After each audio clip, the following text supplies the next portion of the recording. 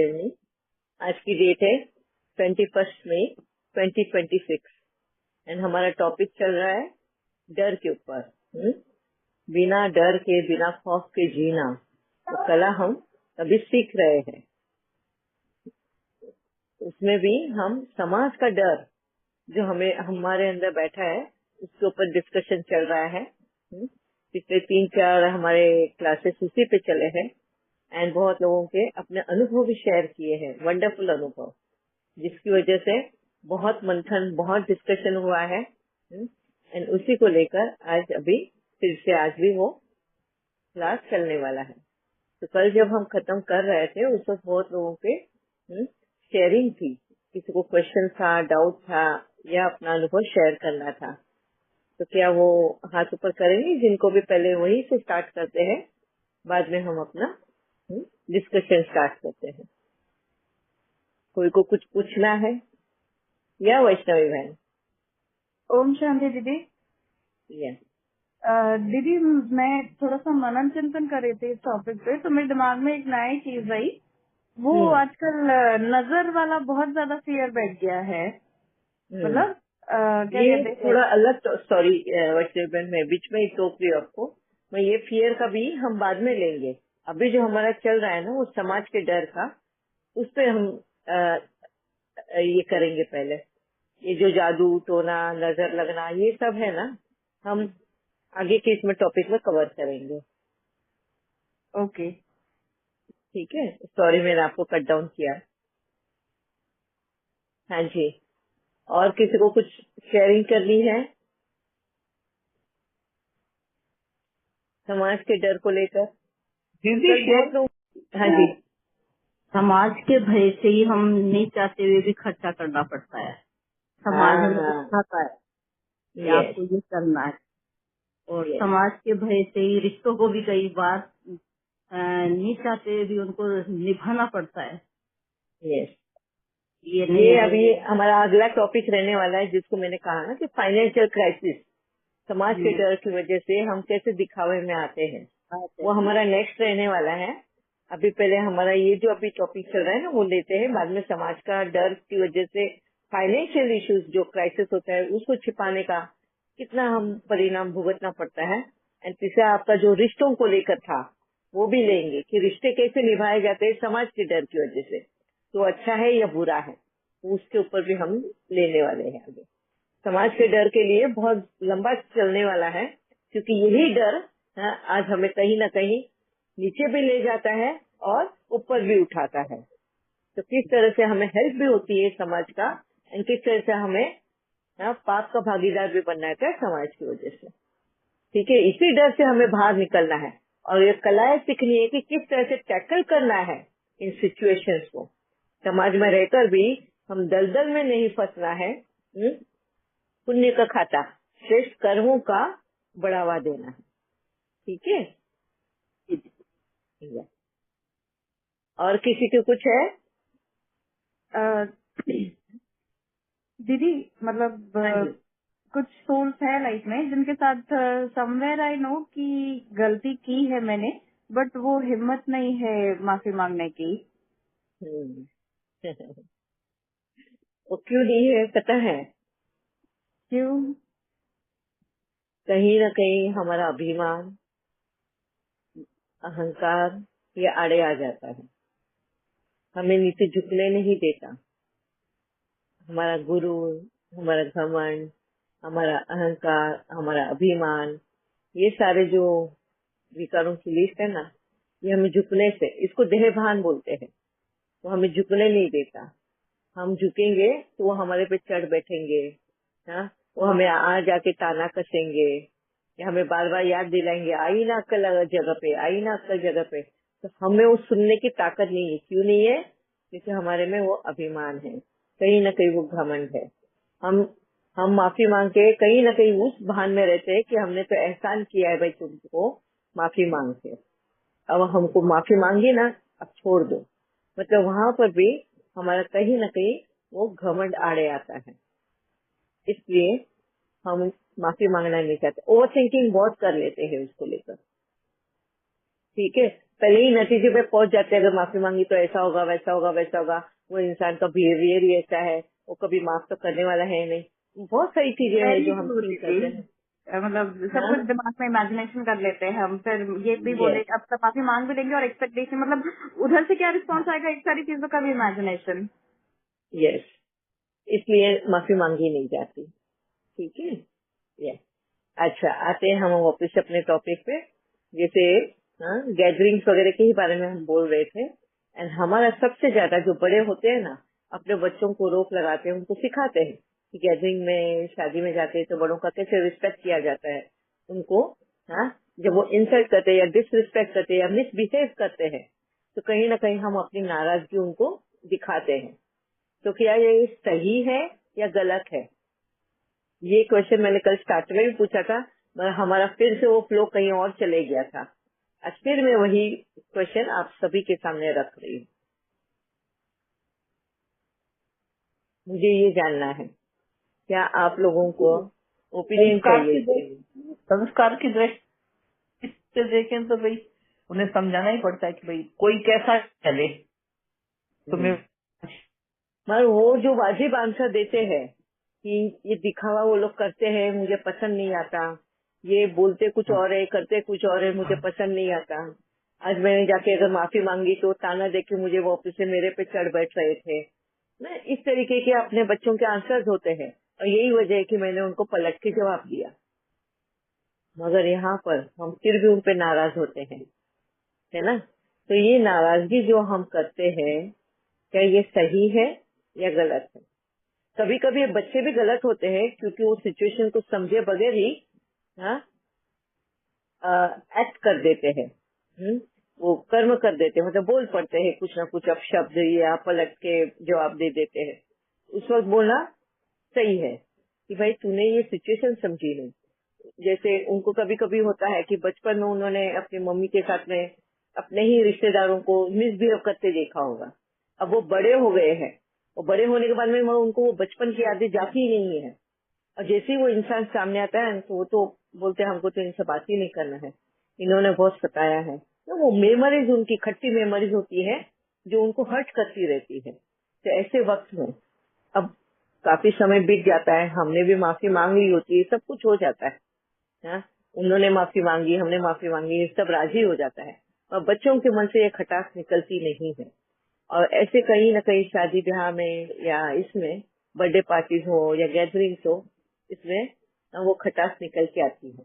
वो पैर छूने को तैयार नहीं होते हैं, बात करने को तैयार नहीं होते हैं, कुछ गलती की हो तो माफी मांगने को तैयार नहीं होते हैं।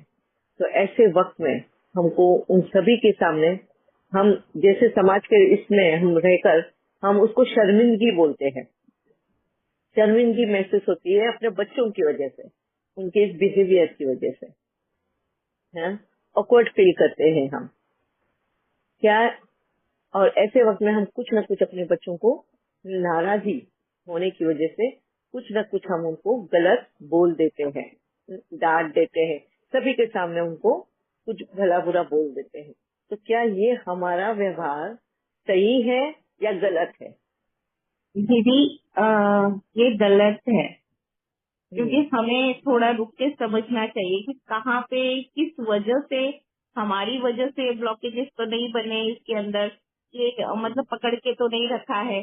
तो वहाँ हमें पहले बच्चे को समझना चाहिए, और उससे मतलब जैसे आप हमेशा कहते हो कि बात करनी है, कन्वर्सेशन बहुत जरूरी है रिश्तों में। ये तो वो करे, और मतलब वो कहाँ समझना है, हमें परखना है हमें कि कहाँ तक इसने और किस एक्सपीरियंस से या इसका अ, अभी अभी के सिचुएशन से क्या मैचिंग कर रहा है।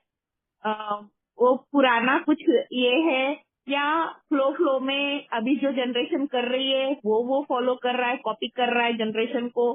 बहुत सारा होता है ना संस्कार, अपने दोस्तों के साथ या कहीं भी, जनरेशन को नहीं कहूंगी, जिस वो इसमें है उनके, उसका मतलब दोस्त का या उसका सर्कल कैसा है, तो उससे वो तो नहीं लेके आ रहा है, या कहीं मेरा किया हुआ कॉपी, ये पहले मैं समझूंगी और उसी अकॉर्डिंग मैं उसको दूंगी, या उसने क्या एक्सपीरियंस किया है उस पर्सनली, मतलब उस व्यक्ति को लेकर, उसके क्या एक्सपीरियंस है, वो उस सिचुएशन अनुसार है या कुछ इसका स्वभाव के वजह से, या मतलब उसके इसके संस्कार के वजह से वैसा करता है।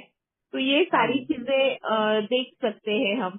जैसे अनुष्का के मैटर में था, उसने अपने मतलब तेरी बहन के बारे में वो कुछ मन में रखा था, वो सिचुएशन थी, बिहेवियर वैसा हुआ था, लेकिन कभी भी डिसरिस्पेक्ट नहीं करती थी, लेकिन एक दिल से, बहुत दिल से बात नहीं कर पाती थी, खुश होके नहीं कर पा रही थी, और वो बहुत शॉर्ट पीरियड था।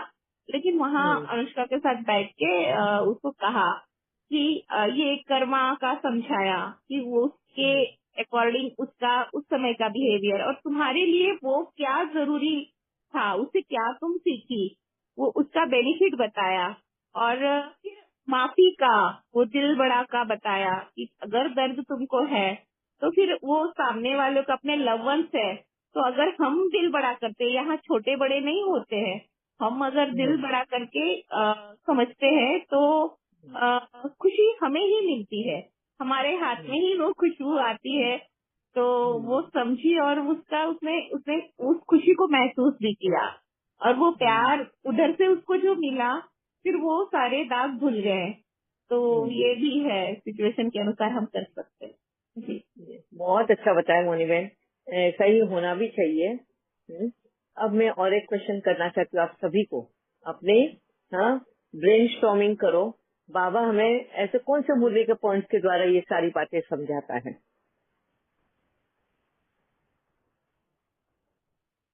ऐसे कौन से मूल्य के पॉइंट्स आते हैं जहाँ पे बाबा इसी तरह हमें समझाता है?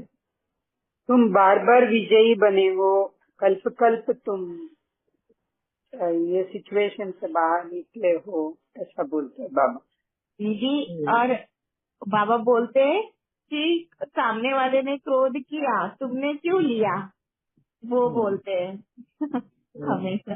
देने वाला दे रहा है तो मतलब लिया क्यों, वो बहुत सारी ऐसी सिचुएशन बाबा क्यों उठा लिया ये। मतलब फिर ये अगर ऐसा अगर है तो आप अपने बच्चों को ऐसी सिचुएशन में कैसे समझाएंगे? अभी मोनी बहन जैसे एग्जाम्पल अनुष्का का ले लो, अगर ऐसा बाबा ने समझाया तो आप अपनी बेटी को ऐसे सिचुएशन में कैसे समझाएंगे? ये शशिकला बहन आप बताओ।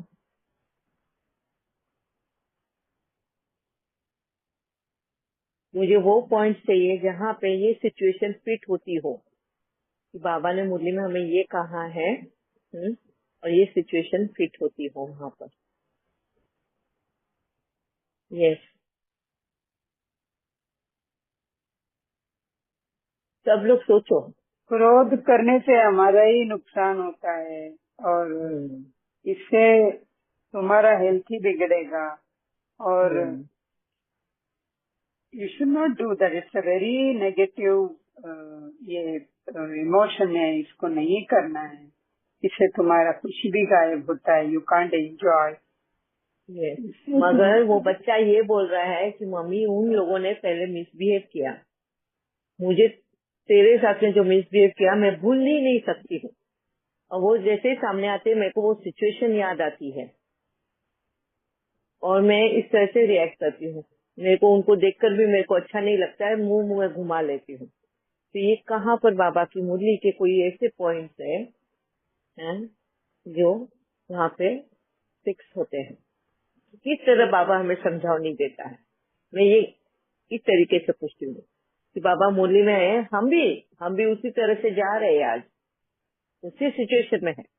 फॉर एग्जाम्पल अगर लो ये सिचुएशन हमारी बीके की गैदरिंग्स होती है, कहीं ना कहीं हमारे मन मुटाव या गलत चीजें सुनते हैं हम, और ये जाके हम बाबा को बोलते हैं, तो बाबा किस तरह हमें समझाता है?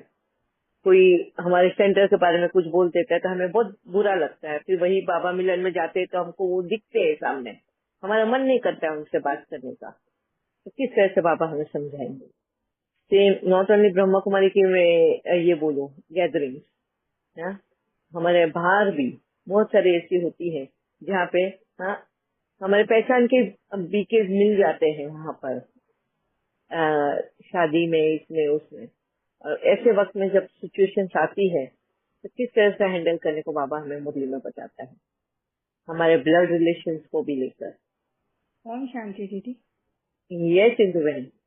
दीदी बाबा कहता है रहम दिल बनने के लिए यहाँ पे बोलता है, फिर कहता है शुभ भावना शुभ कामना रखनी है हमने, और बच्चों को समझाना है कि हमारा उन्होंने जो किया तो किया, लेकिन हम अच्छे दिल वाले हैं, हमारा दिल बहुत बड़ा है, तुम रहम दिल हो और तुम कर सकती हो, और और पहले आप करना है, मैंने हमारी तरफ से उन्होंने जो किया अब हम अपनी तरफ से फर्स्ट एफर्ट करेंगे उस चीज को ठीक करने के लिए।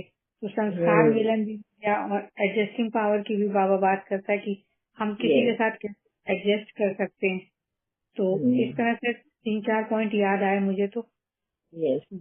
और दीदी मेरा एक क्वेश्चन, जैसे ये आप कहते हो सोशलाइज करना चाहिए, लोग जाते हैं शादी ब्याह हो, चाहे गृह प्रवेश हो, चाहे बर्थडे हो, लेकिन मेरे घर में क्या है कि मेरे हस्बैंड को कभी कहीं जाना पसंद नहीं था, और उनको मैंने फॉलो करते हुए मैंने बहुत ज्यादा गैदरिंग मतलब सिर्फ अपने ब्लड वाली तो की है, मतलब वो भी बिल्कुल टाइम पे, जैसे जो टाइम है उससे 10 मिनट पहले ही पहुंचते थे हम लोग, और शुरू से ही अलग रहे, तो कभी कहीं गए आए नहीं। मतलब मेरी अगर पूछा जाए तो मेरा सोशलाइजिंग का एक्सपीरियंस 0 है। और जबकि शादी से पहले मेरे पेरेंट्स जो थे मम्मी पापा बहुत ज्यादा सोशलाइज करते थे, मतलब बहुत ज्यादा, मतलब उनको मजा भी आता था। और मेरे होता क्या ना, जो चीज मेल को पसंद होती है तो फीमेल उसमें ढल जाती है। तो मेरे फादर को बहुत था कि किसी का शादी हो तो उसको डिनर बुलाओ, किसी का बच्चा हुआ तो चलो चलते। मतलब मेरे डैड को अच्छा लगता था तो मेरी मॉम उनको फॉलो करती थी, और दोनों बहुत अच्छे से सोशलाइज करते। तो मैंने बचपन से वो देखा। और हमारे घर में रिलेटिव्स भी बहुत आते थे, समर वेकेशन में आके लंबा लंबा रहते थे, अच्छे से रहते। लेकिन जब से मेरी शादी हुई तो मेरे हस्बैंड को, मतलब हम शादी के बाद तुरंत ये कहते मेरे को साथ में नहीं रहना, अब इनको नहीं रहना तो मुझे भी नहीं रहना। हमने ज्यादा सोशलाइज किया ही नहीं, मतलब मेरा एक्सपीरियंस बिल्कुल नहीं है। और जैसे इनको मेकअप वगैरह पसंद नहीं है तो मेकअप भी नहीं हुआ, कभी मैं यूज ही नहीं करती हिंदी के अलावा। और कभी ऐसी जगह पे जाना भी पड़ता था ना तो बड़ा out of the place feel होता था, क्योंकि उस एटमॉस्फेयर में मैं अपने आप को एडजस्ट नहीं कर पाती थी। सब इतना प्यार व्यार होकर मैं सिर्फ एक बिंदी लगा तो मुझे लगता था कि इसको क्या हुआ।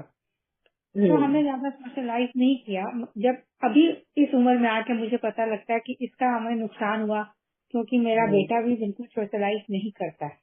अब हम 3 ही लोग हैं, ना तो उसके दोस्त हैं, इनके तो चलो ये बाहर बहुत ज्यादा लोगों से बात करते हैं, लेकिन घर के अंदर किसी को अलाउ नहीं करेंगे। कोई हमारे घर आ भी जाता है तो इनको अच्छा नहीं लगता, वो कहेंगे वो नेगेटिव है लेडी, उसकी बात करने का ढंग ठीक नहीं। मतलब अब आप दोबारा आना भी चाहती है तो मैं अवॉइड करती हूँ कि हमारे घर की शांति न भंग हो। तो कभी कभी मुझे लगता है कि हमने सोशलाइज नहीं किया तो इसका बड़ा एक नेगेटिव इफेक्ट हमारी लाइफ पे है। तो ये सोशलाइज करने से हम बहुत कुछ सीखते भी हैं। बहुत मतलब रिलेशंस ठीक भी होते हैं, कहीं से कुछ हर जगह सीखते हैं, चाहे हस्बैंड वाइफ का रिलेशन है, चाहे कोई मदर और चिल्ड्रन का रिलेशन, वो भी सोशलाइजिंग करते हैं, देखते हैं तो सीखते हैं। तो हमने वो किया नहीं, तो इसका मुझे आज लगता है कि नुकसान हुआ हमें, मैंने काफी नुकसान हुआ जो नहीं होना चाहिए। अब मैं अपने बेटे को समझाती भी हूँ तो वो उलट के मेरे को कहता आपके कोई दोस्त जा रहे हैं, आप पापा के साथ कभी कहीं गए जो मुझे कहते हो। जैसे अभी कहीं पे जाना था तो मैंने कहा चल पापा नहीं जाते, मैं और तुम चलते हैं सनिया। तो कहता ना मेरे को नहीं जाना। मैंने उसको सोचा कि एटलीस्ट इसको मैं उस रास्ते पे लेके चलूं, मेरे साथ चले, लेकिन उसने भी ब्लंटली मना कर